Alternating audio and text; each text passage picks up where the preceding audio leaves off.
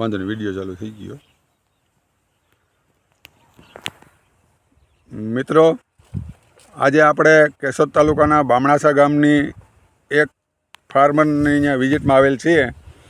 તો ફાર્મરનું નામ છે મનસુખભાઈ રામભાઈ આત્રોલિયા.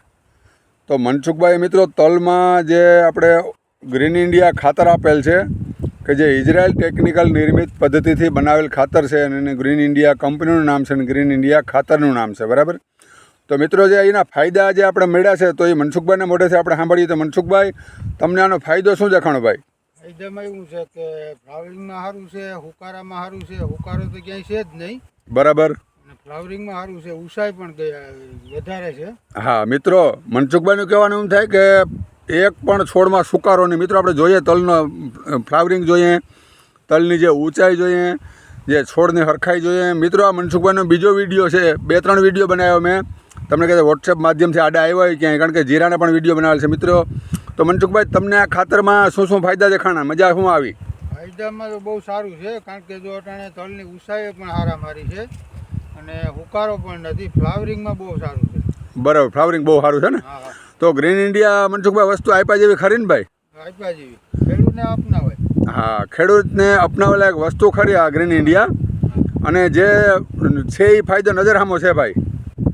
તો આપણે થોડુંક તલનો વિડીયો લઈ લઈએ. મિત્રો ધોરું રણ કહેવાય છે આને, કહેવાય છે. અને કડે કડે તલ ઊભા છે કે જે આજે હાઈડ છોડની અને બલડું જોરદાર, ફૂલ અવસ્થા જોરદાર. સારું મનસુખભાઈ, તમે અમારા ખાતર ઉપર જે ભરોસો મેળ્યો, જે આ બીજી ત્રીજી વાર તમે અમારું ખાતર લઈ ગયા ગ્રીન ઇન્ડિયા, તો એ બદલ ભાઈ ખૂબ ખૂબ આભાર.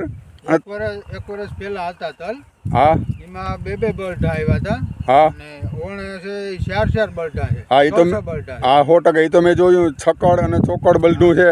ભલે આપણે હાલો એ સજેશ આપણે ખેડૂત મિત્ર એમ કહે કદાચ આપણે એનો જવાબ એવો આપે કે ભાઈ તો બિયારણ ઉપર આધારિત રહી, પણ હાવ બિયારણ ઉપર આધારિત ના રહે. હુકામી કે મિત્રો આજે કંઈક શક્તિ અંદર આપી હોય છોડમાં તો એ વ્યાજમ આપવાનું છે, બાકી તો વ્યાજમ ક્યાં લેવા જાઉં?